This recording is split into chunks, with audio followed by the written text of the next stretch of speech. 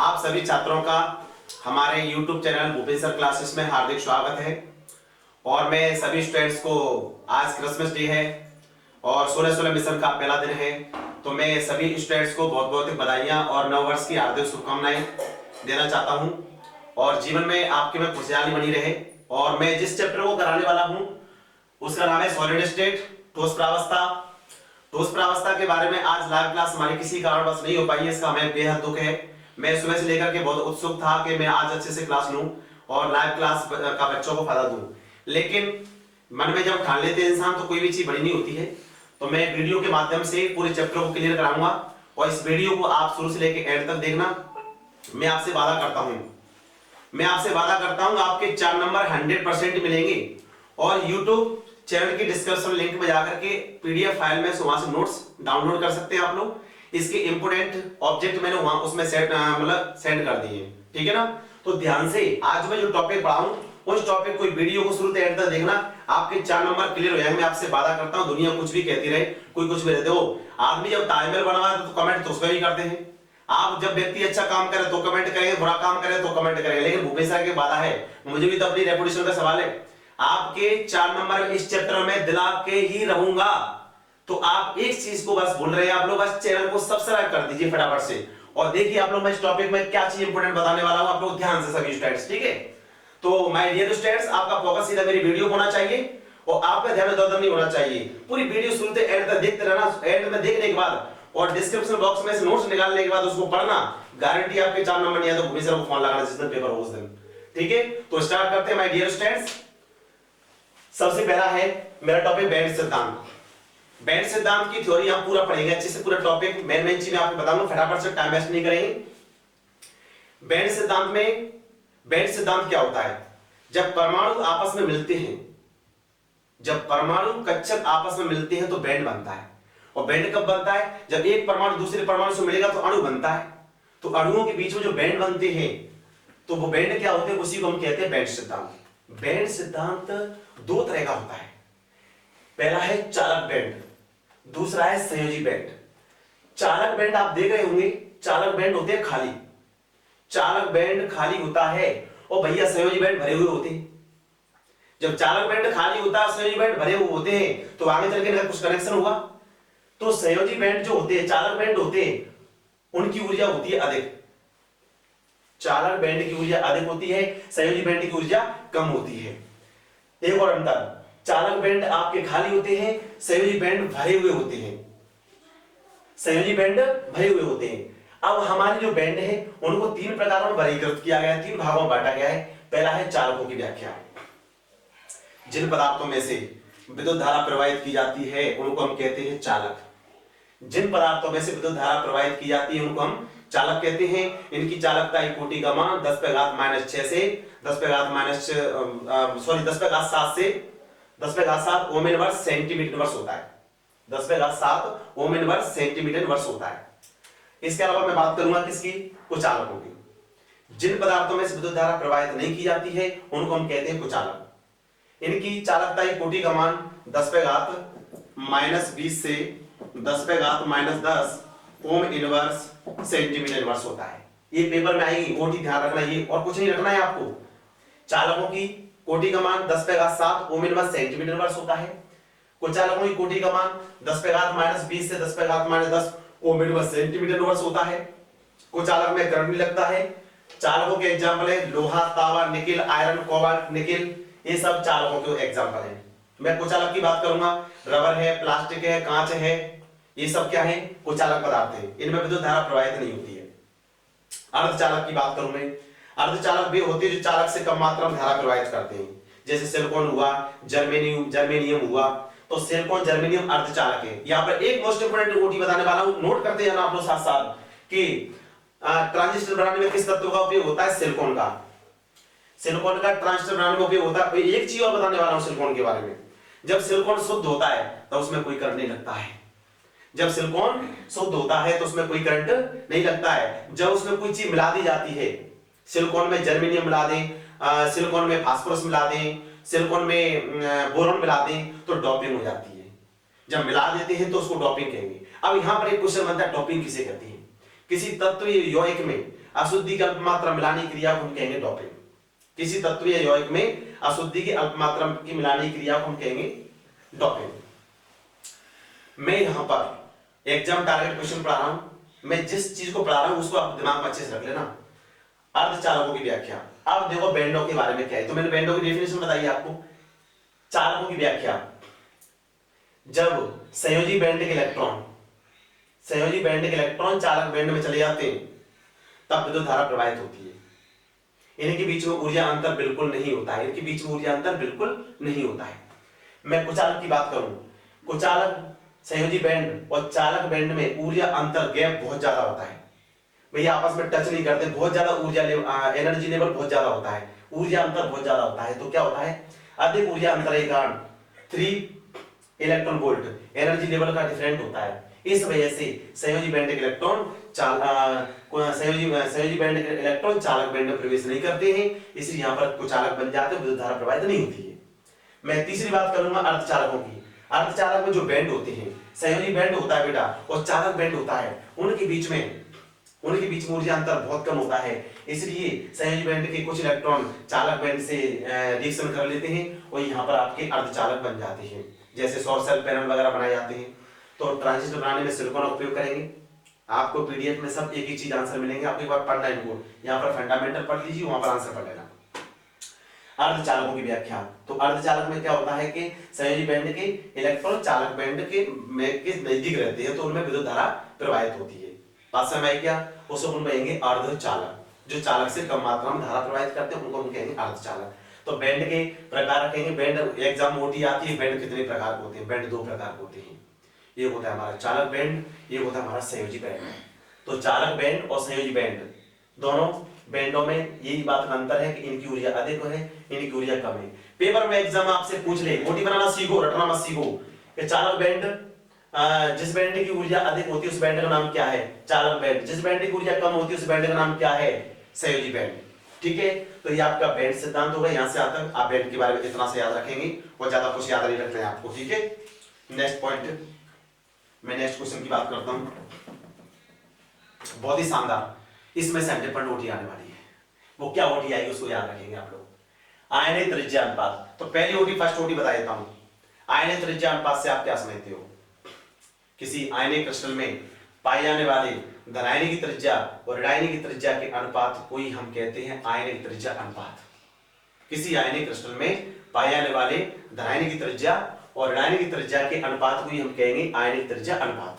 तो देखिए बेटा, आयनिक त्रिज्या अनुपात के चार्ट आपके सामने पढ़ा रहा हूं, इस चार्ट को दिमाग में रखिए आप, यही आपके आंसर क्लियर।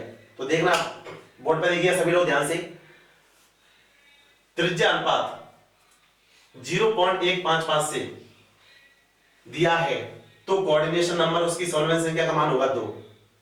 उसकी ज्यामिति होगी, आकृति ज्यामिति होगी, देखिए उसके उदाहरण याद रखना है, HF, HCl, HBr, HI। HF का नाम है हाइड्रोजन फ्लोराइड, HCl का नाम है हाइड्रोजन क्लोराइड, HBr का नाम है हाइड्रोजन ब्रोमाइड, HI का नाम है हाइड्रोजन आयोडाइड। इसी प्रकार मैं सेकंड लाइन की बात करूंगा, त्रिज्या अनुपात 0.155 से 0.225 के बीच दिया है तो उसका सॉल्वेंट संख्या का मान कितना है? 3। उसकी आकृति क्या है? समतल त्रिकोणीय। उसका एग्जांपल क्या है? B2O3 boron trioxide.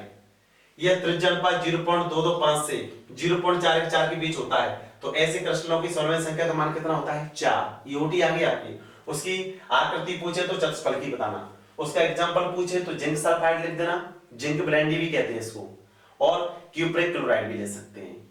ओके, अच्छा अब मैं नेक्स्ट पॉइंट की बात करूंगा। यह त्रिज्या अनुपात 0.414 से, यदि त्रिज्या अनुपात 0.414 से 0.732 के बीच होता है तो ऐसे क्रिस्टलों की सॉल्वेंट संख्या का मान कितना होता है? तो आप ओटी में बताएंगे 6 होता है। इनकी आकृति कैसी होती है? अष्टफलकी होती है। इनका उदाहरण क्या होता है? NaCl होता है। इसी प्रकार से हर पॉइंट अपने आप में क्वेश्चन है, यहाँ ये 4 पूरा क्वेश्चन है, इसमें से 100% ओटी मिलेगी आपको। ये त्रिज्या अनुपात 0.732 से 1.00 के बीच दिया है तो उसकी सॉल्वेंट संख्या का मान कितना है? 8। उसकी ज्यामिति क्या होगी? घनी। उसका एग्जांपल क्या होगा? Caesium chloride. ऐसे आपसे पूछेगा। यदि आपसे पूछेगा यदि किसी क्रिस्टल की त्रिज्या अनुपात का मान 1 दिया है तो उसका कोऑर्डिनेशन नंबर क्या है? उसकी सॉल्वेंट संख्या क्या है? तो कितना बताओगे? 12। इनके बारे में डिटेल बाद में पढ़ेंगे हम लोग। तो एससीपी 12 में आते हैं एससीपी और सीसीपी। आपके दिमाग में क्वेश्चन आ रहा होगा एससीपी सीसीपी फुल फॉर्म कैसे पता लग जाए? Hexagonal close packing, hexagonal close packing, षटकोणीय घनीय संकुलित संरचना, क्यूबिक क्लोज पैकिंग, घनीय बंध संकुलित संरचना, क्यूबिक क्लोज पैकिंग। यहां पर मैं बात करूं एग्जांपल की, बेरिलियम होगा, मैग्नीशियम होगा, कैल्शियम होगा, स्ट्रोंशियम होगा। सब पेपर मोटी कैसे आएगी? पेपर मोटी कैसे आएगी भैया? त्रिज्यानुपात का मान 0.225 से 0.44 के बीच दिया है, तो बताइए उसकी सॉल्वेंट संख्या का मान कितना होता है? तो आपको बताना है 4 होता है। कितना होता है? 4 होता है। उसके एग्जांपल पूछो तो ये लिखना है आपको। अब इनको फर्स्ट से लेकर के यहां तक इनके एग्जांपल याद करने का तरीका बता दूं। इसके एग्जांपल में आपको याद करा दूं फटाफट से। एक इंपॉर्टेंट इंफॉर्मेशन है, मैंने यहां लिखा HF, HCl, HBr, HI, B23, CuCl copper chloride, NaCl, CaCl, beryllium, magnesium, calcium, strontium. अब यहां पर एक इंपॉर्टेंट बात आपको सिखाने वाला हूं, इनके एग्जांपल याद रखने के लिए क्रम से कैसे दिमाग में रखोगे। तो हाइड्रोजन से स्टार्ट है सबकी, वो हाइड्रोजन में हा आ रहा है पहला वर्ड, तो उसको बोलेंगे हे। और B23 हे बसंती, किसका एक डायलॉग है, हे बसंती। अरे भाई मूवी देखी होगी आपने, हे बसंती इन कुत्तों के सामने मत नाचना। लेकिन हम यहाँ कैसे नचाएंगे? हे बसंती कुत्तों, कुत्तों माने कॉपर क्लोराइड, और बसंती माने B23। नाचना, नाचना माने नमक। भाई किचन में खाना बनाएगा तो नमक तो नचेगा, तो नाचना माने NaCl। और के सामने, इस सेंटेंस के लिए सामने, सामने माने सीजियम क्लोराइड, सामने माने सीजियम क्लोराइड, तो सामने माने सीजियम क्लोराइड हो गया, तो मत। फिर इसके अलावा BEMGCA ऐसा, तो इसके लिए ऐसे याद रखेंगे, बेटा मांगे कार स्कूटर, तो बेटा मांगे कार स्कूटर, यानी बेरिलियम, मैग्नीशियम, कैल्शियम, स्ट्रोंशियम। एक और इंपॉर्टेंट बात आपको बताने वाला हूं इसमें, देखिए ध्यान से। तो देखिए, हाँ, इस कुछ इंपॉर्टेंट इंफॉर्मेशन। पहला पॉइंट, कोऑर्डिनेशन नंबर का मतलब है समन्वय संख्या। इस लाइन को देखिए, इस लाइन को देखिए ध्यान से, इस लाइन को ध्यान से देखिए। लाइन क्या बोल रही है? यदि समन्वय संख्या, 3 इंफॉर्मेशन ऐसी दे रहा हूं कि आपके नोट्स में लिखी नहीं हुई, जो मैं आपको दे रहा हूं, देखना आप अभी। समन्वय संख्या 2, 3, 4, 6, 8, 12। समन्वय संख्या 2, 3, 4, 6, 8, 12 वाले ही क्रिस्टल बनते हैं। नहीं सुना यार आपने मेरी बात को? अरे भाई इधर सुन लो। समन्वय संख्या 2, 3, 4, 6, 8, 12 वाले ही क्रिस्टल बनते हैं। क्यों बनते हैं? क्यों बनते हैं नहीं बताऊंगा, तब बताऊंगा जब चैनल को तुम सब्सक्राइब करोगे, तब बताऊंगा, तो नहीं बताऊंगा। अच्छा चलो बताइए, मन नहीं मानता ना, अंदर से थोड़ा ऐसा है। 2, 3, 4, 6, 8, 12 वाले क्रिस्टल ही बनते हैं। ये इसलिए बनते हैं बच्चों कि ऐसे क्रिस्टलों में धनायन ऋणायन का अनुपात समान होता है। धनायन ऋणायन का अनुपात समान होता है। कैसे होता है समान? देखिएगा, HF बना, H प्लस का F माइनस का, प्लस माइनस बराबर है। HCl बना तो H माइनस का Cl माइनस, H प्लस का Cl माइनस का, HBr बना तो H प्लस का Br माइनस का, HI बना तो H प्लस का I माइनस का। B2O3 की बैलेंस की बात करो तो बोरोन की संयोजकता होता है 3 और ऑक्सीजन की संयोजकता होता है -2। तो 2 बोरोन की संयोजकता कितनी हुई? 6 और 3 ऑक्सीजन की संयोजकता 2 जोड़े कितनी आएगी? 6। तो धनायन ऋणायन का अनुपात समान है कि नहीं? ये मोस्ट इंपोर्टेंट होती है, खतरनाक गहराई से किसी ने पूछ लिया तो खेल खत्म हो जाएगा। तो इसलिए समझो, मैं कुछ सिखाना चाह रहा हूं, उसका 2 मिनट में दाल रोटी लटाई क्या करूंगा यार? थोड़ा सा पहले जो ये बेसिक बता रहा हूं तो सुन लो उसको थोड़ा सा। एग्जाम में गहराई से आएंगे तो फिर क्या करोगे? 28 नंबर की रोटी आ रही है, क्या सी गला नहीं है। B2O3 बेटा मैंने क्या बात रहा था? समन्वय संख्या 2, 3, 4, 6, 8, 12 वाले क्रिस्टल बनते हैं। किसी ने पूछा तो आप बता देना सर इसमें धनायन ऋणायन का अनुपात समान होता है, इसलिए 2, 4, 6, 8, 12 वाले ही क्रिस्टल इस दुनिया में बनाए जाते हैं। अब मैं बात करूं किसकी? समन्वय संख्या 5 7 9, इसमें 5 नहीं है, इसमें 7 नहीं है, इसमें 9 नहीं है, इसमें 11 नहीं है, तो नहीं, तो इसलिए नहीं है क्योंकि इनमें धनात्मक का अनुपात समान नहीं होता है, इस इनका उत्पादन नहीं होता है, ये नहीं बनती है, नहीं बनती है, बनती तो मैं पढ़ा था ना आपको।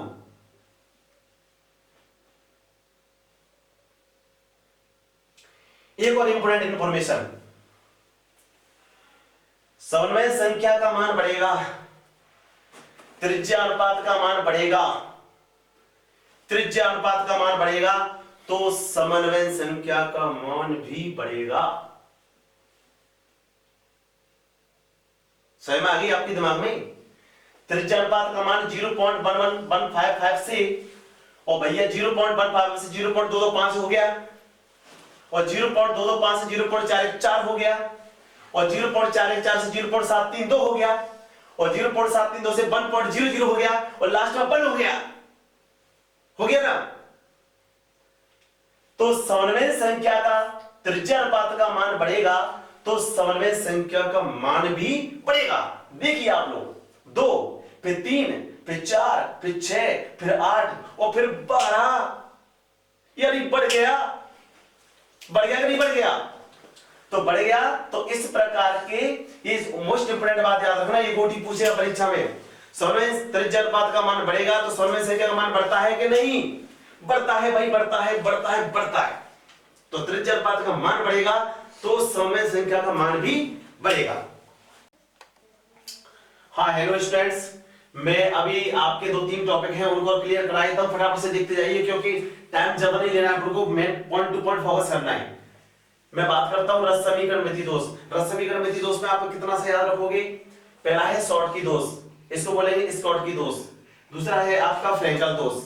तो शॉर्ट की दोष में क्या होता है कि समान संख्या में समान आकार के आयन रहते हैं, माने धनायन ऋणायन का अनुपात हमेशा उसमें समान रहेगा। ताप बढ़ाने पर इस प्रकार के दोषों में क्या होगी? वृद्धि होगी। ताप बढ़ाने पर इस प्रकार के दोषों में वृद्धि होगी, इनकी समन्वय संख्या का मान अधिक होगा, और लेकिन घनत्व का मान कैसा होगा? अधिक होगा। ताप बढ़ाने पर इनके दोषों में वृद्धि होती है, समन्वय संख्या का मान अधिक होता है, लेकिन घनत्व का मान कम होता है। घनत्व का मान कैसा होता है? इस प्रकार के दोष को हम शॉर्ट के दोष कहेंगे। शॉर्ट के दोष कौन कौन से क्वेश्चन में आता है? मोस्ट इंपोर्टेंट ओटी है यहां से आपकी। NaCl में शॉर्ट के दोष पाया जाता है, KCl में पाया जाता है, सीजियम क्लोराइड में पाया जाता है, AgBr में पाया जाता है, पोटेशियम ब्रोमाइड में पाया जाता है, पोटेशियम आयोडाइड में पाया जाता है, पोटेशियम नाइट्रेट में पाया जाता है, सोडियम सल्फेट में पाया जाता है, सल्फ्यूरिक एसिड में पाया जाता है, पोटेशियम सल्फेट में पाया जाता है। इसको हम कहेंगे शॉर्ट की दोष। शॉर्ट की दोष में क्या होता है? धनायन दोनों का आकार समान साइज के होते हैं। मोस्ट इंपोर्टेंट ओटी आती है, किस दोष में धनायन का आकार समान होता है? शॉर्ट के दोष में। किस दोष में घनत्व का मान कम होता है? शॉर्ट के दोष में। किस दोष में धनायन का अनुपात समान होता है? शॉर्ट के दोष में। जैसे मान लीजिए यहां पर B minus A plus B minus, फिर यहां पर B माइनस, फिर A प्लस या B minus A plus A plus B minus A plus B minus. माने शॉर्ट की दोष जो क्रिस्टल होता है, एक तो जब मैं पूर्ण रूप से अपने आयनों में विभक्त हो जाते हैं, जितने धनायन होते हैं उसमें उतने ही ऋणायन होते हैं, और दोनों ही समान साइज के होते हैं। जितना प्लस होगा उतना ही माइनस होगा। तो आप देखिएगा यहां पर, यहां से मैंने एक धनायन गायब कर दिया तो क्रिस्टल से ऋणायन गायब हो गया। पहले मान लीजिए यहां पर आपके 1 2 3 4 5 6, मान लीजिए यहां पहले 6 पॉइंट आयन थे, 6 धनायन थे, ठीक है ना। अब यहां पर क्या हो गया? आपके 6 माइनस आयन होंगे। अब क्रिस्टल में से मैं यहां से गायब करूंगा तो एक धनायन का स्थान रिक्त होगा, एक ऋणायन का स्थान रिक्त होगा, दोनों एक ही गायब होंगे। एक प्लस चला जाएगा क्रिस्टल से, एक माइनस चला जाएगा, तो फिर भी उसका जो रेशियो बचेगा वो कितना बचेगा? 5 प्लस के होंगे, 5 माइनस के होंगे। लेकिन क्रिस्टल की रस समीकरण मिति में, क्रिस्टल की रस समीकरण मिति में कोई परिवर्तन नहीं होता है। इस प्रकार के दोष को हम कहेंगे रस समीकरण मिति दोष का पहला दोष है शॉर्ट की दोष। अच्छा, एक एग्जांपल में ओटी आती है, मोस्ट इंपोर्टेंट उसको याद रखना। NaCl में शॉर्ट की दोष का सही उदाहरण क्या है? शॉर्ट की दोष का सही उदाहरण है क्या? NaCl। क्या है? NaCl। अब मैं बात करूंगा फटाफट से फ्रैंकल दोष। फ्रैंकल दोष वे दोष होते हैं जिनमें ऋणायन का आकार बड़ा होता है, धनायन का आकार छोटा होता है। इसमें क्रिस्टल से कुछ धनायन टूट करके उस रिक्तका के खाली स्थान में चले जाते हैं, अंतराकाशी स्थानों में चले जाते हैं, जे इसके अंतराकाशी स्थानों में, जिससे क्रिस्टल में कुछ दोष उत्पन्न हो जाता है। इस प्रकार के दोष को अपन कहेंगे फ्रैंकल दोष। इस प्रकार के दोष में ताप बढ़ाने पर कोई परिवर्तन नहीं होता है। सॉल्वेंट संख्या का मान कम होता है। कोऑर्डिनेशन नंबर, इनकी सॉल्वेंट संख्या अधिक होती है, इनकी सॉल्वेंट संख्या का मान कम होता है। इसमें ताप बढ़ाने पर वृद्धि होती है, इसमें ताप बढ़ाने पर कोई परिवर्तन नहीं होता है। इसमें घनत्व का मान कम होता है, इसमें घनत्व का मान अधिक होता है। इस प्रकार के दोष को हम कहेंगे फ्रैंकल दोष। क्या कहेंगे? फ्रैंकल दोष। तो फ्रैंकल दोष का सही उदाहरण कौन सा है? AgCl, मोस्ट इंपोर्टेंट होती है एग्जाम में। और सॉल्ट के दोष का सही उदाहरण कौन सा है? NaCl। एक और ओटी आती है, 100% इसको याद रखना दिमाग में। ऐसा कौन सा दोष है जिसमें सॉल्ट की फ्रैंकल दोनों दोष पाए जाते हैं? यानी इसमें है AgBr, इसमें भी क्या है? AgBr। अच्छा, फ्रैंकल दोष की शुरुआत होती है वो कहां से होगी? AgCl से, AgBr से, AgI से, AgNO3 से और जिंक सल्फाइड से। ओके, अब मैं इसकी मेन बात करता हूं नेक्स्ट पॉइंट की। तो सॉल्ट की फ्रैंकल दोष में आपको इतना याद रखना है। और एक बात याद रखना, ऑब्जेक्ट मैंने आपको दिए डिस्क्रिप्शन लिंक में यूट्यूब चैनल की में, वहां से इनको ले लेना और अच्छे से रिवाइज कर लेना, ठीक है ना। इसकी जो नेक्स्ट वीडियो है वो अब मैं कंप्लीट कर रहा हूं आपके लिए, ठीक है। तो फटाफट से आप, अब मैं नेक्स्ट टॉपिक की बात करता हूं। पदार्थों में, पदार्थ क्या होता है? पदार्थों में चुंबकीय गुण। पदार्थों में यहां सिर्फ याद रखना है क्या प्रकार, 5 प्रकार के चुंबकीय गुण पाए जाते हैं। कितने प्रकार के? 5 प्रकार के।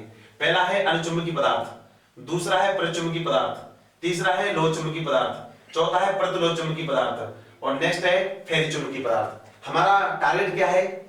मैं संक्षिप्त में, गागर में सागर, जैसे 42 शब्द से भरे थे ना, गागर में सागर, मैंने लंबे शब्दों में बात को ना कहते हुए संक्षिप्त शब्दों में कह रहा। तो ध्यान रखिए आप लोग, अनुचुंबकीय पदार्थ क्या होते हैं?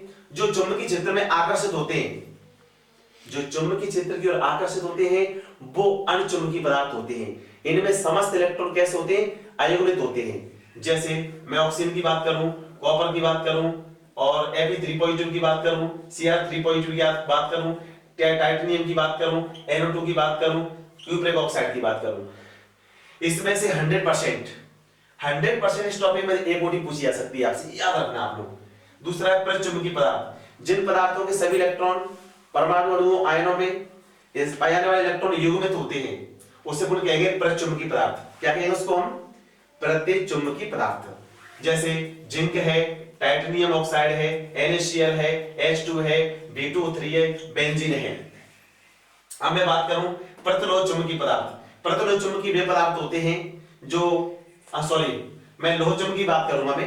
तो लोह चुंबकीय वे पदार्थ होते हैं जो चुंबकीय क्षेत्र की ओर बहुत तेजी से आकर्षित होते हैं और चुंबक से चिपक जाते हैं, उन्हें अपन कहेंगे लोह चुंबकीय पदार्थ। तो लोह चुंबकीय पदार्थों को याद करने की ट्रिक बना सकते हैं आप, फेकोनी। क्या बोलेंगे इसको? फेकोनी। तो FeCO(Ni), FeCO(Ni एग्जाम में ओटी आई है कई बार, इसको नोट कर लेना, वेरी वेरी मोस्ट इंपोर्टेंट। लोह चुंबकीय FeCO(Ni किस प्रकार के चुंबकीय पदार्थ है? आपका आंसर होगा लोह चुंबकीय पदार्थ। समझ रहे हो मेरी बात को? आपका क्या आंसर होगा बेटा? FeCO(Ni किस प्रकार के चुंबकीय पदार्थ है? लोह चुंबकीय पदार्थ। अब मैं बात करूंगा प्रतिलोह चुंबकीय पदार्थ। प्रतिलोह चुंबकीय पदार्थ, अच्छा लोह चुंबकीय पदार्थ की डायरेक्शन ऐसे होगी, ये एक ही डायरेक्शन में संरेखित होंगे। ओके, अब मैं बात करूंगा प्रतिलोह चुंबकीय पदार्थ। प्रतिलोह चुंबकीय वे पदार्थ होते हैं जो चुंबकीय क्षेत्र में चुंबकीय आवेश का मान शून्य कर देते हैं। यानी एक का जो इलेक्ट्रॉन है, इसका इलेक्ट्रॉन की डायरेक्शन ऐसे होगी, एक क्लॉकवाइज डायरेक्शन और एक एंटी क्लॉकवाइज डायरेक्शन, एक क्लॉकवाइज एक एंटी क्लॉकवाइज। अब मान लीजिए एक दूसरे के आवेश को निरस्त करें तो क्या आएगा रिजल्ट? 0। इनके द्वारा मिलने वाला परिणामी चुंबकीय आघूर्ण का मान शून्य हो जाएगा, इसलिए इनको अपन कहेंगे क्या? प्रतिलोह चुंबकीय पदार्थ। क्या कहेंगे इनको? प्रतिलोह चुंबकीय पदार्थ। नंबर 5 की बात करूं, नंबर 5 है फेरी चुंबकीय पदार्थ। फेरी चुंबकीय पदार्थ वे होते हैं जिनके चुंबकीय आघूर्ण का मान, समझ रहे हो ना मेरी बात को? जिनके चुंबकीय आघूर्ण का मान शून्य होने के साथ साथ, जिनके चुंबकीय आघूर्ण का मान शून्य होने के साथ साथ फिर भी कुछ शेष बचेगा, मतलब शून्य भी होगा फिर भी कुछ बचेगा, उसको कहेंगे क्या? फेरी चुंबकीय पदार्थ। इनकी डायरेक्शन क्या शो करेंगे? इनकी डायरेक्शन वही शो कर सकते हैं, देखिए फटाफट से देखते जाइए। 2 इलेक्ट्रॉन ऊपर, 1 इलेक्ट्रॉन नीचे, 2 इलेक्ट्रॉन ऊपर, 1 इलेक्ट्रॉन नीचे। आप समझ रहे होंगे, मेरा टारगेट है एग्जाम। मैं एग्जाम के लिए इतनी चीजें आपको जल्दी जल्दी बता रहा हूं कि आप लोग कवर कर सके। देखिए बेटा, यहां शून्य हो गया, और भी बना सकते हैं, यहां शून्य हो गया। आपने देखा होगा 2 बार डायरेक्शन ऊपर, 1 बार नीचे, तो शून्य भी हो गया, 1 बच रहा है, ये दोनों ये जोड़े क्रॉस हो जाएंगे, 1 क्रॉस हो गए, फिर भी आपको 1 बच रहा है क्या, यानी कि चुंबकीय आवेश का मान शून्य होने के साथ साथ कुछ शेष बचता है। तो हेडिंग से याद करेंगे, फेरी चुंबकीय वे पदार्थ होंगे जिनके चुंबकीय आवेश का मान शून्य होने के साथ साथ कुछ शेष बचेगा। एग्जाम आपसे ऐसे ही पूछ सकता है, आकर्षित होने वाले, देखो अनुचुंबकीय, आकर्षित होने वाले पदार्थों कहेंगे अनुचुंबकीय, प्रतिकर्षित होने वाले पदार्थों कहेंगे पृष्ठचुंबकीय, और चुंबक से एकदम धड़ाम बहुत तेजी से चिपकने वाले पदार्थों कहेंगे हम क्या, लोह चुंबकीय। आपने बचपन में कोई खिलौना खेल खेला होगा, तो चुंबक जब लोहे से चिपकाई होगी तो एकदम धड़ाम की सी आवाज आती है, तो उनको पुनः कहेंगे लोह चुंबकीय पदार्थ। इसको याद रख सकते हैं फेकोनी। भाई किसी ने पूछा लोह चुंबकीय पदार्थों को उदाहरण बताइए, और ये आप लोग सबने एक डाल दिया था फेकोनी, तो फेकोनी इसका मतलब हुआ आयरन, कोबाल्ट, निकेल, इसे याद रख सकते हैं आप लोग। इसका है प्रतिलोह चुंबकीय पदार्थ का दूध है, बेटा सोडियम ऑक्साइड है, मैग्नीशियम ऑक्साइड है, मैग्नीज ट्राइऑक्साइड है, हेमेटाइट है, आयरन ऑक्साइड है, क्यूप्रिक ऑक्साइड है, निकेल ऑक्साइड है आदि। पहले चुंबकीय पदार्थ के एग्जांपल क्या है, मैग्नेटाइट Fe3O4 होता है, इसके अलावा मैग्नीशियम, कॉपर, जिंक इसी के हैं। ओके, ये 2 टॉपिक क्लियर हो गए। इस टॉपिक में से एक ऑब्जेक्ट पूछा जाता है हमेशा, तो याद रखें आप लोग। मेन टॉपिक बता रहा हूं आपको, इंपोर्टेंट में संडे पढ़ना आना है। पदार्थ को बोलेंगे हम द्रव्य। द्रव्य का मतलब होता है मैटर। क्या होता है द्रव्य, मैं आपको अच्छी बात बताऊं 2 शब्दों में, शॉर्टकट बताऊंगा। मेन चीज उसका टारगेट क्या है। हम संसार में जो वस्तुएं अपने आसपास देखते हैं, जिसका कोई आकार होता है, जिसका कोई वजन होता है, जिसका कोई भार होता है, जिसकी कोई आकृति होती है, इसका कोई ढांचा होता है, उसको हम कहेंगे पदार्थ, उसको हम कहेंगे द्रव्य, इंग्लिश में बोलेंगे उसको मैटर। पदार्थ की 3 अवस्थाएं, अधिकांश बच्चों ने पदार्थ की 3 अवस्थाएं पढ़ी होंगी। ठोस, द्रव, गैस। जनरली सभी लोग जानते हैं ठोस, द्रव, गैस के बारे में। पदार्थ की मैं आपको 5 अवस्थाओं के बारे में बताऊंगा, उसकी की पॉइंट बताऊंगा कि एग्जाम में क्या क्या चीज पूछी जा सकती है, उसको ध्यान में रखना बच्चों। देखिए आप लोग, लेकिन तभी बताऊंगा, समझ होंगे आप लोग जब चैनल को सब्सक्राइब करोगे। पदार्थ, तो देखिए फर्स्ट ठोस। ठोस वे पदार्थ होते हैं जिसका आयतनाकार निश्चित होता है। संक्षिप्त में सुन लो, ठोस वे पदार्थ होते हैं जिनका आयतनाकार निश्चित होता है, गलनांक क्वथनांक निश्चित होता है। ठोसों में आकर्षण का गुण ज्यादा होता है, ठोसों में आकर्षण का गुण ज्यादा होता है, इनका घनत्व भी ज्यादा होता है, गलनांक क्वथनांक भी निश्चित होता है, उसको अपन कहेंगे ठोस।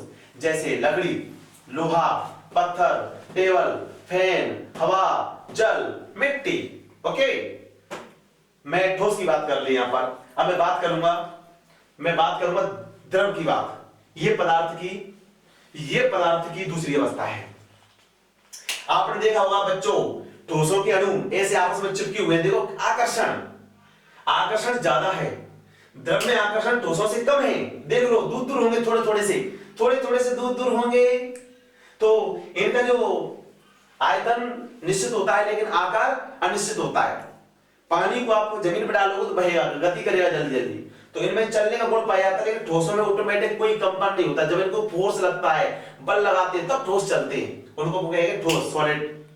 अब मैं लिक्विड की बात करूं, द्रव की बात करूं, तो द्रव में आकर्षण ठोसों से बहुत कम होता है। जैसे पानी है, दूध है, शराब है, पेट्रोल है, डीजल है, इनमें पाया जाता है हाइड्रोजन बंध। द्रव में चलने का, बहने का गुण पाया जाता है, उसको गुण कहेंगे क्या, द्रव। ये पदार्थ की तीसरी अवस्था है गैस। ठोसों में पाए जाते हैं प्रबल वान डेर वाल्स बल, द्रवों में पाए जाते हैं हाइड्रोजन बंध, और गैसों में पाए जाते हैं क्या, दुर्बल वान डेर वाल्स बल। इसलिए गैस को केवल उच्च दाब लगा करके गैस को द्रव में बदला जा सकता है। इनमें आकर्षण का गुण नगण्य होता है, इसलिए हवा के गैस के जो अणु है वो संभव सभी दिशाओं में गतिमान होते हैं। ये पदार्थ की तीसरी अवस्था है गैस। गैस के मॉलिक्यूल्स देखे होंगे आपने, दूर डायरेक्शन में जिगजैग मोशन करते हैं। जैसे गैस है हवा, nitrogen, CO2, SO2, SO3, nitrous oxide आदि। नाइट्रस ऑक्साइड एक हंसाने वाली गैस है। ओके, हाउसफुल मूवी में देखा होगा आपने। अब मैं नेक्स्ट पॉइंट की बात करूंगा, मैं प्लाज्मा अवस्था, बहुत इंपोर्टेंट नोट बताने वाला हूं। प्लाज्मा अवस्था के बारे में जानकारी किसने दी थी हमको सबसे पहले, भाई प्लाज्मा अवस्था के बारे में बताया था हमको एरविन लैंगम्यूर ने। कब बताया था, 1920 में। मोस्ट इंपोर्टेंट नोट कर लेना, ऐसे अक्सर बच्चों को पता नहीं होता। प्लाज्मा अवस्था की जानकारी हमें सबसे पहले किसने दी थी, एरविन इरविन लैंगम्यूर, लंगूर मत कह देना, इरविन लैंगम्यूर ने 1920 में प्लाज्मा क्या होती है, बता दो प्लाज्मा क्या होती है। सुन लो बेटा, जब गैस को गर्म करते हैं, जब गैस को गर्म किया जाता है तो गैस का आयन हो जाता है और वह प्लाज्मा बदल जाती है, और प्लाज्मा बदलने के बाद उसमें कोई ना कोई चमक उत्पन्न होती है, चिंगारी उत्पन्न होती है, जलती है, और जो जलती है तो कैसे जलती है, उसके एग्जांपल देख लो प्लाज्मा अवस्था के क्या क्या एग्जांपल है। नियॉन लाइट प्लाज्मा अवस्था, सोडियम लाइट प्लाज्मा अवस्था का उदाहरण है। ये एग्जांपल एग्जाम में पूछता है। बिजली का चमकना पदार्थ की कौन सी अवस्था है, बिजली का चमकना बेटा प्लाज्मा अवस्था है। CFL भी क्या है, प्लाज्मा अवस्था है। सोडियम लैंप भी क्या है, सोडियम लैंप भी क्या है, प्लाज्मा अवस्था है। पीली रोशनी देता है सोडियम लैंप। आकाश के तारों का चमकना भी एक प्लाज्मा अवस्था है। प्लाज्मा टीवी और जुगनू का चमकना भी एक प्लाज्मा अवस्था है। रात्रि में तारे क्यों टमटमाते हैं, प्लाज्मा अवस्था की वजह से। जुगनू क्यों चमचमाता है, टिमटिमाता है, प्लाज्मा अवस्था की वजह से। अब मैं नेक्स्ट पॉइंट बात करूंगा पदार्थ की पांचवी अवस्था के बारे में। ये पदार्थ की पांचवी अवस्था है, इसको कहते हैं boss Einstein condensate. Boss Einstein condensate, इसका मतलब बॉस आइंस्टीन संघनन, बॉस आइंस्टीन संघनन। अच्छा, बॉस आइंस्टीन संघनन क्या होता है, इसको शॉर्ट में कहते हैं बीईसी। क्या बोले इसको, बीईसी। तो बीईसी के बारे में देख लो बेटा, बॉस आइंस्टीन पदार्थ की पांचवी अवस्था क्या होती है। इस अवस्था के बारे में सबसे पहले हमें चंद्रशेखर बोस और अल्बर्ट आइंस्टीन ने बताया था। चंद्रशेखर बोस ने और अल्बर्ट आइंस्टीन ने बताया था। इन्होंने क्या सत्येंद्रनाथ बोस, सत्येंद्रनाथ बोस ने इस अवस्था के बारे में बताया था। इन्होंने क्या कहा था कि माइनस के 273.15 डिग्री सेल्सियस पर जब 1 लाख कण में से, किसी गैस के 1 लाख कण में से मैं एक कण लेकर के गैस को ठंडा करूं, एक कण को लेकर ठंडा करूं, तो तब इस तापमान पर कणों की गति रुक जाती है। माने जब कणों की गति रुक जाएगी तो ठंडा होगा, तभी तो कणों की गति रुकेगी। गर्म होगा तो कण घूमता रहेगा, चलता रहेगा, मूवमेंट करेगा, उसका वेपराइजेशन होगा। लेकिन जब उसको ठंडा करेंगे तो सुपर कूल्ड हो जाएगा, और सुपर कूल्ड होने पर कणों की गति रुक जाएगी। जब किसी गैस को पहले गर्म करते हैं, गर्म करने पर उसे कणों की गति रुक जाती है।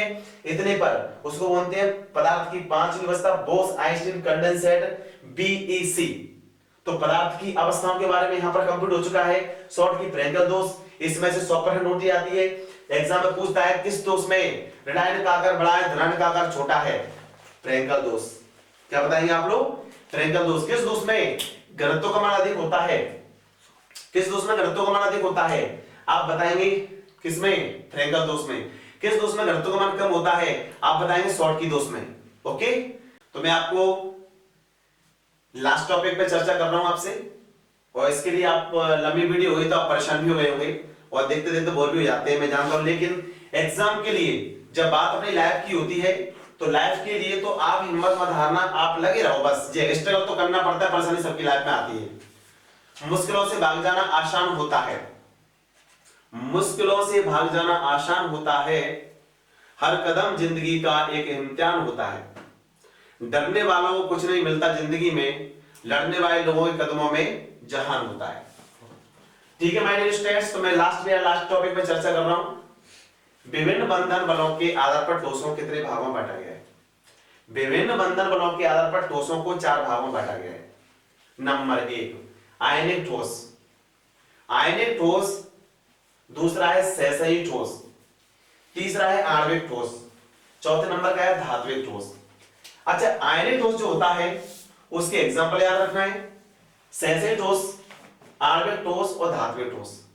चारों ही चारों ठोसों की परिभाषा याद रखना है। 4 सेकंड में आपकी चारों की परिभाषा सुना देता हूं, चारों के एग्जांपल याद रखना, क्योंकि एग्जाम पर ओटी में 100% इसमें से कई बार हर साल रिपीट हुए हैं। तो आपको डेफिनेशन नहीं रटना, डेफिनेशन आपको चुटकियों में याद करा देता हूं, केवल आपको उसके एग्जांपल याद रखना है। वो एग्जांपल के माध्यम से एग्जाम में पूछता है, तो ध्यान रखिए आप लोग, मैं बताता हूं आपको।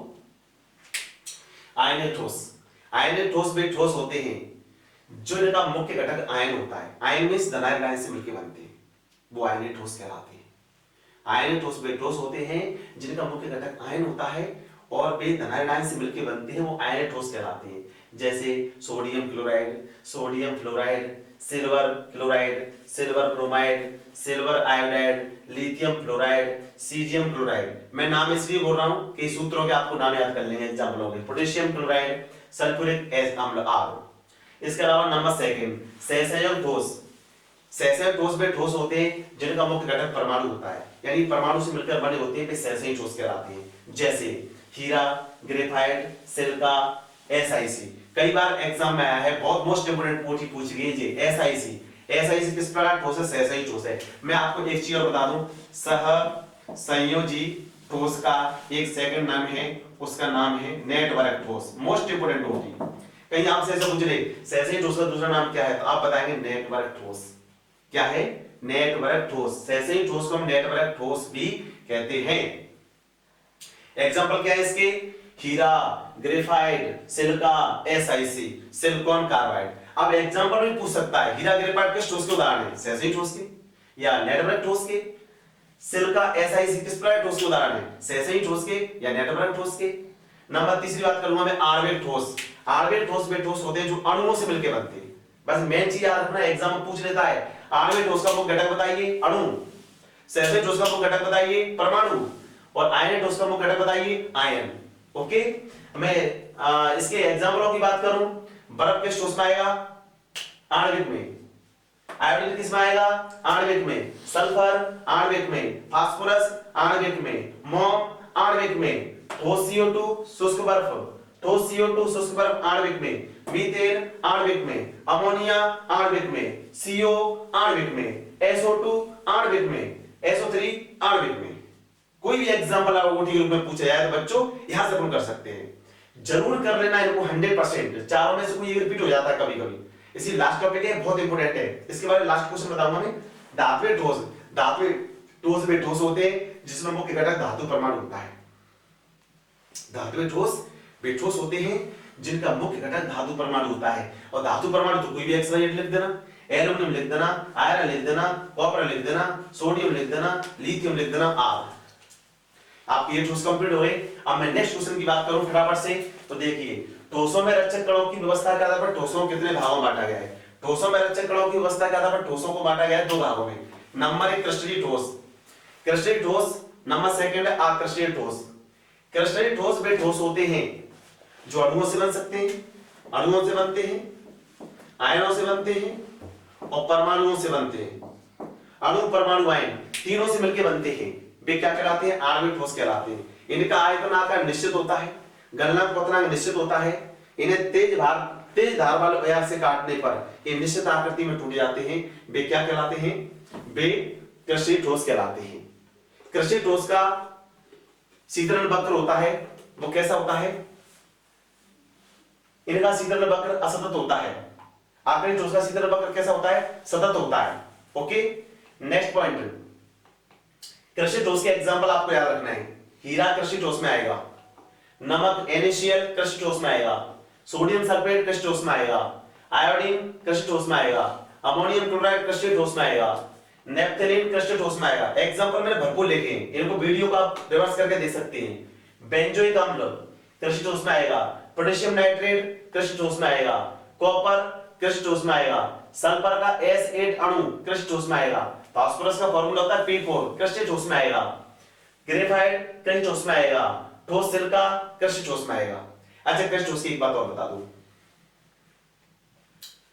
क्रिस्टलीय ठोस तेज धार वाले औजार से काटने पर इनकी बाहरी सतह चिकनी और सपाट निकलती है। इनकी बाहरी सतह चिकनी और सपाट निकलती है। इनके किसी भी दिशा से देखने पर, ये भिन्न भिन्न दिशा से देखने पर एक निश्चित एंगल में दिखाई देंगे, एक निश्चित ज्यामिति में दिखाई देंगे। इनकी प्रकृति कैसी होती है? विषमदैशिक होती है। विषमदैशिक क्यों होती है? क्योंकि इसमें हीरा है। अधिकांश हीरा को छोड़कर के अधिकांश तब जल में मिले होते हैं, घुलनशील होते हैं। तो याद रखना, हीरा NaCl भी क्रिस्टलीय ठोस का एग्जांपल है। तो एग्जांपल याद रखना है। क्रिस्टलीय ठोस क्या होते हैं उनके बारे में थोड़ी सी जानकारी आपको रखनी है। इसकी डिस्क्रिप्शन लिंक में जाकर के मैंने PDF फाइल डाउनलोड करवा दी है, तो वहां से आप नोट कर सकते हैं बेटा, ठीक है। उनको कंप्लीट कर लेना, उनमें से OT आपकी 4 नंबर की पक्का मिल जाएगी 100%। ओके, अब मैं बात करूंगा आकर्षित ठोस की। रबर है, प्लास्टिक है, कांच है, रेसे हैं और रेजन है, स्टार्च है, पॉलीयूरेथेन है, टेफ्लॉन है, सेलोफेन है, PVC। पीवीसी के पाइप आते हैं, इसको कहते हैं polyvinyl chloride, polyvinyl chloride. Silica, silica, silica SiO2, क्या होता है सिलिका? SiO2। ये कौन सा ठोस है? आकर्षित ठोस। जब इनको तेज धारवाल औजार से चाकू द्वारा काटा जाएगा तो इनकी बाहरी सतह चिकनी और सपाट नहीं निकलेगी, बल्कि खुरदरी निकलती है। आप काट के देख लेना। तो ऐसे ठोस को हम क्या कहेंगे? आकर्षित ठोस। लेकिन ये भी अणु परमाणु आयन से मिलकर के बनती, लेकिन इनका आयतन आकार कैसा होता है? इनका आयतन आकार निश्चित नहीं होता है, तो गलनांक क्वथनांक भी निश्चित नहीं होता है। इस प्रकार के ठोस को हम कहेंगे क्या? अकर्षक ठोस। क्या कहेंगे हम इनको? अकर्षक ठोस। ओके माय डियर स्टूडेंट्स, बेटा मैं आखिरी टॉपिक पढ़ा रहा हूं और बहुत शानदार है। उसमें से 100 में 100% ओटी आना चाहिए मेरे हिसाब से। और मैं जो कहता हूं आयतन मैंने बोला है वो ऐसा हुआ है ईश्वर की कृपा से। तो देखिए आप लोग, घन, घन क्या है? घन के बारे में बात करें तो एक लाइन याद रखना, एक चौकोर वर्गाकार आकृति को घन कहते हैं। एक चौकोर वर्गाकार आकृति को घन कहते हैं। घन यहाँ पर मोस्ट इंपोर्टेंट नोटी हो गई। घन किसे कहते हैं? तो आप क्या बताओगे? एक चौकोर वर्गाकार आकृति को घन कहते हैं। घन 4 प्रकार के होते हैं। नंबर 1 है SCC, इसको बोलेंगे सिंपल,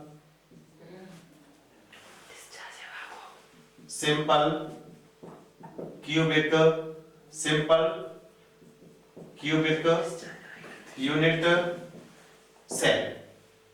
इसको हिंदी में बोला जाता है साधारण घनीय जालक। ओके माय डियर स्टूडेंट्स, साधारण घनीय जालक। सेकंड की बात करूं मैं, BCC, इसको बोलेंगे body centred, body centred cubic unit cell. इसको हिंदी में बोला जाएगा अंतः या काय केंद्रित, केंद्रित घनीय जालक। 100% इसमें से एक ऑब्जेक्ट पूछा जाएगा, तो आप बने रहिए लास्ट तक। अंतः काय केंद्र घनीय जालक BCC, body centred cubic unit cell. मैं थर्ड की बात करूंगा FCC, इसका है face centred cubic unit cell, face centred cubic unit cell. इसको बोला जाता है बेटा हिंदी में फलक, बताओ ना एग्जाम में कैसे पूछा जाएगा? फलक केंद्रित घनीय जालक, फलक केंद्रित घनीय जालक। Okay my dear students. Number 4 बात करूं बेटा ECC, ECC इसका फुल फॉर्म लिख देता हूं मैं, end centred cubic unit cell, end centred cubic unit cell. इसमें से 100% एक नंबर पक्का हुआ, 100% हर साल पूछी जाती, 100 में 100% पूछी जाती है। कभी वो नहीं पूछे, वो एक 22 चांस अलग चांस बनता है, अलग बात हो जाती है, लेकिन 100% एक ऑब्जेक्ट इसमें से पूछता है। तो आप इसको अच्छे से करना है और बोर्ड पे देखिएगा सभी लोग ध्यान से। लेकिन इसकी ड्यूटी मैं तभी बताऊंगा, एक नंबर यहां से 100 में 100% आपका पक्का होगा, लेकिन तभी बताऊंगा कब? जब हमारे चैनल को सब्सक्राइब करोगे तो, ठीक है। और देखिए आपको ध्यान से, SCC simple cubic unit cell, body centred cubic unit cell, face centred cubic unit cell, ECC end centred cubic unit cell. Okay, तो देखिए आप लोग, इनमें पूछता क्या है, निकालना क्या है, करना क्या है इनका? तो इनमें बताना है मुझे प्रति इकाई परमाणु संख्या। क्या निकालना है बेटा इसमें? प्रति इकाई परमाणु संख्या। और प्रति इकाई परमाणु संख्या को बोलते हैं per unit atom number. SCC की प्रति इकाई परमाणु संख्या क्या होती है? एग्जाम में फुल फॉर्म नहीं पूछता, शॉर्ट फॉर्म पूछता है SCC। SCC का पूरा नाम है साधारण घनीय जालक, या तो इस नाम से पूछेगा साधारण घनीय जालक की प्रति इकाई परमाणु संख्या बताइए। इधर देखिएगा सभी लोग, साधारण घनीय जालक की प्रति इकाई परमाणु संख्या, SCC की प्रति इकाई परमाणु संख्या, या BCC की प्रति इकाई परमाणु संख्या, या अंतः केंद्रित या काय केंद्र घनीय जालक की प्रति इकाई परमाणु संख्या, या face centred cubic unit cell की फलक केंद्र घनीय जालक की प्रति इकाई परमाणु संख्या। नंबर 4 ECC, इसको बोलेंगे अंत केंद्रित घनीय जालक, इन्हें मुझे प्रत्येक पूर्ण संख्या बताना है और आप बने रहिए, बस 2 मिनट लगे, 2 मिनट लगेंगे, बस 2 मिनट नहीं ले दूंगा, फटाफट से देखो। मैं नंबर 1 की निकालता हूं, एससीसी। अच्छा एक बात याद रखना, किसी घन के कोणों की बात करें, कोणों की बात करें तो 1/8 से उसको से विभाजित किया जाता है, प्रत्येक कोणों की संख्या को 1/8 से। और जब फलक की बात करेंगे हम, फलक की, तो फलक के लिए उसकी कुल परमाणु संख्या का योगदान होता है 1/2। ये 2 आपकी जो हो गई। किसी कोणों की सहभाजित परमाणु संख्या के लिए 1/8 से सहभाजित करेंगे, फलक की संख्या को किससे करेंगे, 1/2 से करेंगे। ठीक है माय डियर स्टूडेंट्स। तो देखिए आप बेटा ध्यान से, मैं एससीसी में निकालता हूं सबसे पहले, फर्स्ट एससीसी। एससी में कैसे निकालेंगे, आप ऐसे एक बॉक्स बनाएंगे, ठीक है, और आप इस तरह से एंगल निकालेंगे, इसमें 4 जैसे खड़िया बना देगा गांव में, वैसे आप इनको मिला दीजिए आप, तो देखो आपका घन बन गया, क्यूब बन गया नहीं बन गया। अब इसके कोनों पर एक परमाणु, इसके कोने पर, प्रत्येक कोनों पर एक एक परमाणु मौजूद होता है, याद रखेंगे आप लोग। तो प्रत्येक घन के एससीसी साधारण घनीय जालक के कोनों पर 8 परमाणु पाए जाते हैं। 8 परमाणु जब पाए जाएंगे तो परमाणु संख्या 8 हो गई, और प्रत्येक कोनों के एक परमाणु के लिए इसका योगदान होता है कितना, 1/8। 8 से 8 काटें कितना बचेगा, 1 गुणा 1 करेंगे कितना बचेगा, 1। एग्जाम में आपसे ओडी पूछेगा एससीसी, तो आपको बताना है एससीसी या साधारण घनीय जालक की प्रत्येक परमाणु संख्या होती है 1। आपको निकालना नहीं तो निकाल के बता रहा हूं मैं, डायरेक्ट आपको क्या आंसर देना है, 1। और आपसे ऐसे पूछता है कुल जालक बिंदु कितने होते हैं इसमें, तो कुल जालक बिंदु बताएंगे आप 8। क्या बताएंगे बच्चों, कुल जालक बिंदु बताएंगे आप 8, और प्रत्येक परमाणु संख्या पूछते तो बताएंगे आप 1। अब मैं बात करूंगा किसकी, बीसीसी की। Number 2 BCC. बीसीसी में क्या होता है, एक इस तरह से घन बनाएंगे, आप देख लीजिए मैं कैसे बना रहा हूं। देखिए एक बिंदु, हर प्रत्येक कोने पर एक एक बिंदु होगा, 8 बिंदु हो गए। अब इसमें और इसमें क्या अंतर है, अब इसमें कोई अंतर नहीं, अब अंतर होगा एक बिंदु इस घन के मध्य में पाया जाता है, तो कुल बिंदु कितने हो गए इसमें, 8। अब 8 में टोटल बिंदु इसमें 9 हो गए, तो कुल जालक बिंदु आपसे ओटी में पूछता है कि बीसीसी में कुल जालक बिंदु कितने होते हैं, तो आप बताएंगे 9। और प्रत्येक परमाणु संख्या पूछता है तो कैसे निकालोगे, देखो बेटा 8 तो कोनों पर हो गए, और कोनों के लिए हमेशा मान होगा इसका कितना, 1/8। एक बिंदु घन के कण में मध्य में है तो ये हो गया 1। एक बिंदु ये कण है मध्य में, तो इसके लिए +1 करेंगे। 9 में तो डिवाइडेशन होगा नहीं, तो 8 से 8 काट देंगे तो 1 गुणा 1, और प्लस में कितना बचा, 1 बराबर कितना निकला, 2। बीसीसी की चाहे तो बीसीसी कह दो, बीसीसी नाम से पूछता है शॉर्ट में ओटी, 100% आनी आउट है, ये ध्यान रखना। या अंतर काय केंद्र घनीय जालक की प्रत्येक परमाणु संख्या कितनी हो गई इसमें, 2। बेटा जो भी स्टूडेंट्स को देख रहे हैं, इसकी प्रत्येक परमाणु संख्या का मान 2 है बीसीसी का, body centre cubic unit cell, और एससीसी कितना होता है, 1। बीसीसी की प्रत्येक परमाणु संख्या कितनी हो गई, 2। कुल जालक बिंदु पूछता है कितने लिखोगे, 9। ओके, अब मैं बात करूंगा एफसीसी की। देखिएगा एफसीसी, एफसीसी, तो एफसीसी में देखिएगा आप लोग ध्यान से,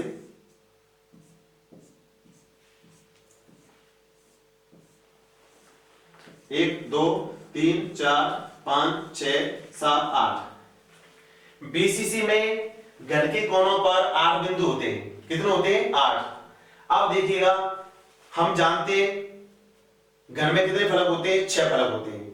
अब इसमें फलक भी ज्ञात करने और कोने भी ज्ञात करने, तो कैसे निकालोगे आप, देखिए आप लोग, एक फलक में एक कण, दूसरे फलक में दूसरा कण, तीसरे फलक में तीसरा कण, चौथे फलक में चौथा कण, एक फलक यहां और एक फलक यहां। घर में 6 फलक होते हैं, याद रखना।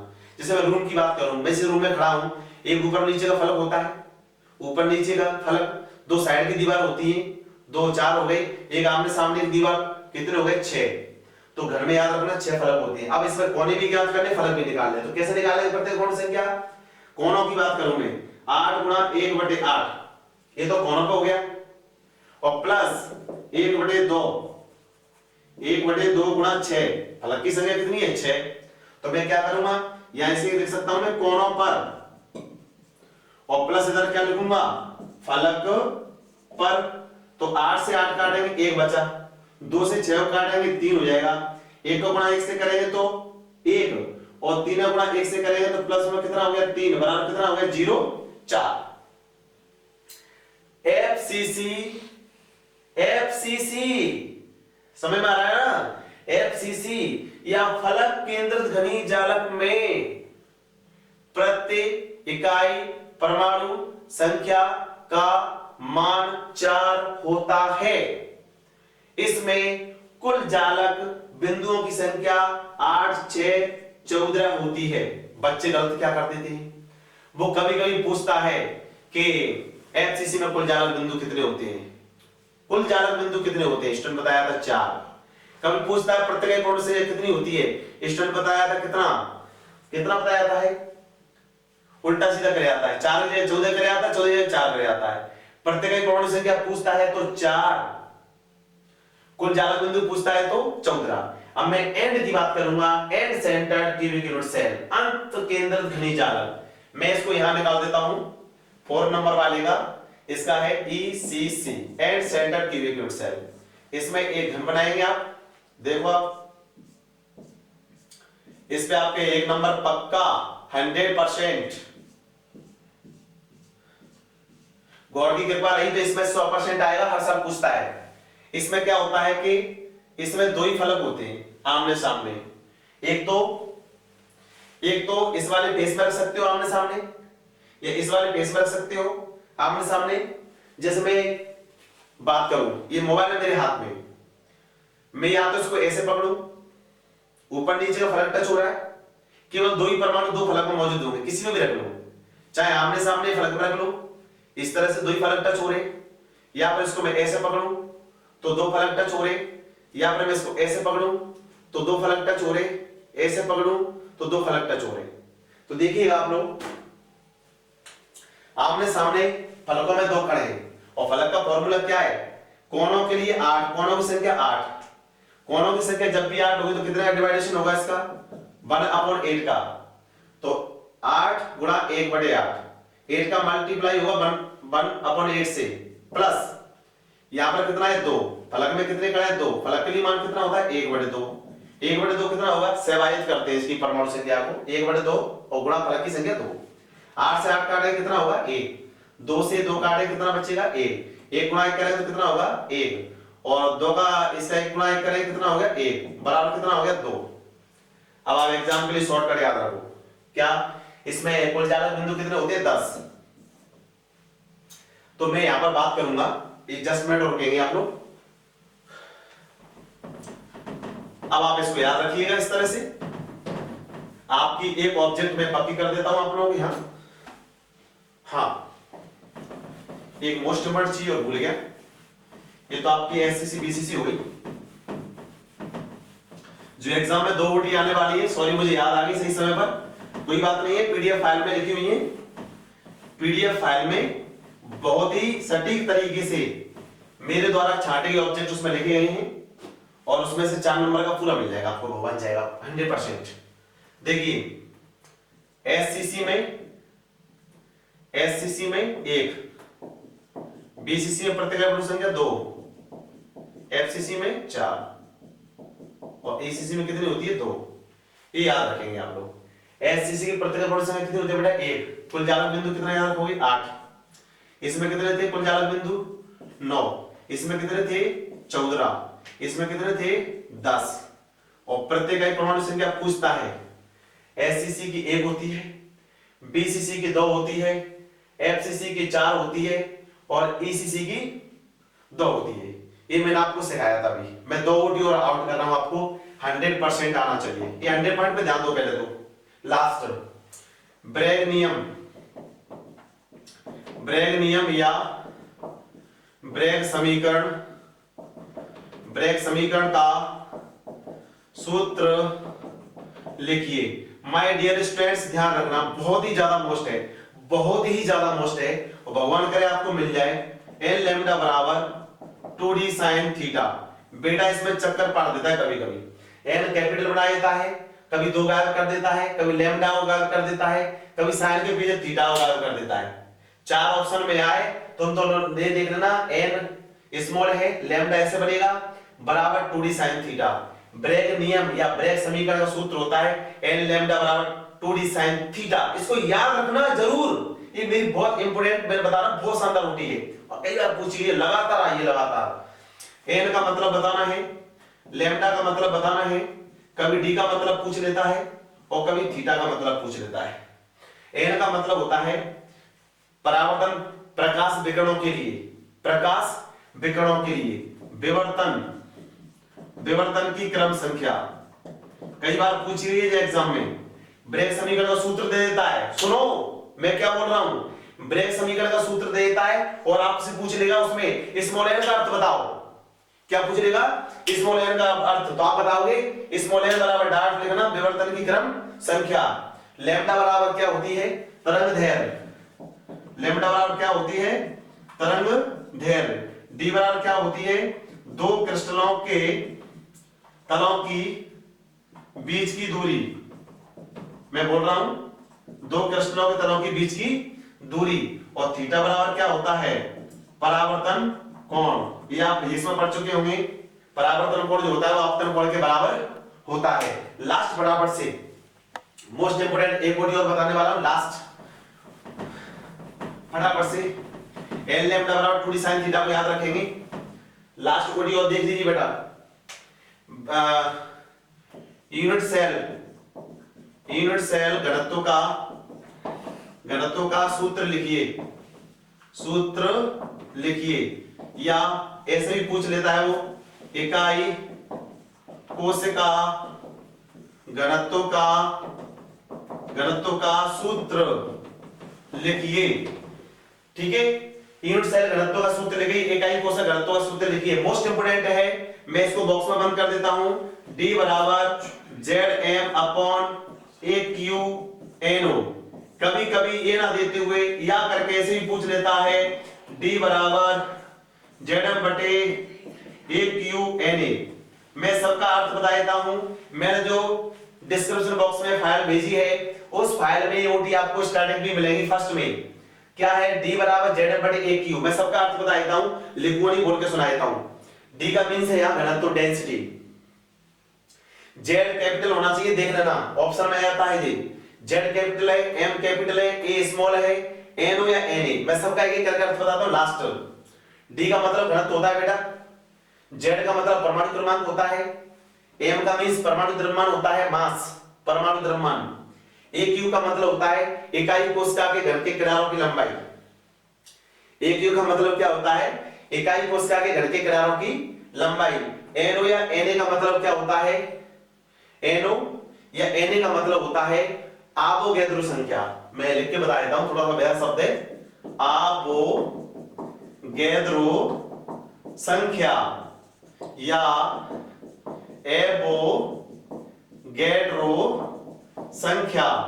बेटा इसका कभी कभी मान भी पूछ लेता है ओटी में, एवोगैड्रो संख्या का मान बताइए। तो एवोगैड्रो संख्या का मान होता है 6.023 into 10 की पावर 23। इसे जरूर याद रखना है, 11th क्लास में पढ़ा होगा आपने। ये एवोगैड्रो संख्या का मान होता है 6.023 into 10 की पावर 23। तो यूनिट सेल घनत्व का सूत्र लिखिए, चाहे वो इकाई कोशिका घनत्व का सूत्र पूछ ले, क्या होगा? D बराबर Zm बटे AQNO। D बराबर Zm बटे AQNA। तो Na या NO का मतलब एक ही है, उसी को एवोगैड्रो संख्या को प्रदर्शित करते हैं NO या Na से। इसका जो मान होता है 6.023 into 10 की पावर 23। तो thank you my dear students, और आप लोगों के लिए मैंने ये वीडियो यहाँ पर कंप्लीट कर दिया। और कोई भी समस्या होगी तो आपको मतलब कमेंट बॉक्स में ले सकते हैं, और चैनल को सबसे ज्यादा सब्सक्राइब करिएगा और सब जरूरतमंद छात्रों तक इस बात को पहुंचाइएगा। और आप मेरे साथ भरोसे के साथ 16 मिशन में आप लोग मेहनत कर रहे हैं मेरे साथ, और मैं भी आपके लिए लगा हुआ हूं, मैं भी मेहनत कर रहा हूं आपके साथ। ईश्वर से ऐसी दुआ है कि हमेशा आपके साथ हर कदम पर अच्छा हो, आपके जीवन में बहुत सारी खुशियां आए और आप एक नए जिंदगी में नया मुकाम हासिल करो। मेरी तो शुभकामनाएं आपके साथ हैं। बस आप मेरे साथ बने रहिए, टिके रहिए एंड तक। और जिस दिन मैं आपसे वादा करता हूं कि 16 मिशन के तहत मैंने आपको पहला चैप्टर कंप्लीट करवाया है, ऐसे ही मैं हर चैप्टर को कंप्लीट करवाऊंगा। वो किसी वजह से लाइव क्लास स्टार्ट नहीं हो पाई, इसमें हमारा कोई दोष नहीं था, लेकिन मुझे थोड़ा सा लगा कि मेरे बच्चों को लाइव क्लास नहीं दे पाया, लेकिन मैंने अच्छी तरीके से वीडियो बनाई है यहाँ पर। उन क्वेश्चनों को अच्छे से रिवाइज करके देख लेना और ऑब्जेक्ट को पढ़ लेना, पहले समझना पूरे वीडियो को शुरू से लेकर एंड तक, और इनको समझ जरूर लेना अच्छे से पूरे क्वेश्चनों को। समझने के बाद फिर क्वेश्चन आंसर को ऑब्जेक्ट याद करना, कोई दिक्कत नहीं। 4 नंबर में आपसे वादा करता हूं बाहर नहीं जाएंगे, आपका हर चैप्टर का एक क्वेश्चन मेरे से बाहर नहीं जाएगा। आप जो बच्चे पढ़ रहे हैं, जो स्टूडेंट मेहनत कर रहे हैं, वो तो अच्छी बात है ही, उनके तो 90 प्लस 99 होना ही होना है। लेकिन जो नहीं पढ़ रहे हैं, जो पूरी साल से किसी कारणवश नहीं पढ़ पाए बेचारे, उनकी भी मैं वादा करता हूं 90 से कम नहीं आएंगे, 90 से कम नहीं होने दूंगा। ये भूपेश सर का प्रॉमिस है आपसे, और मैं मेहनत में कमी नहीं छोड़ूंगा अपनी तरफ से। ठीक है, थैंक यू सो मच।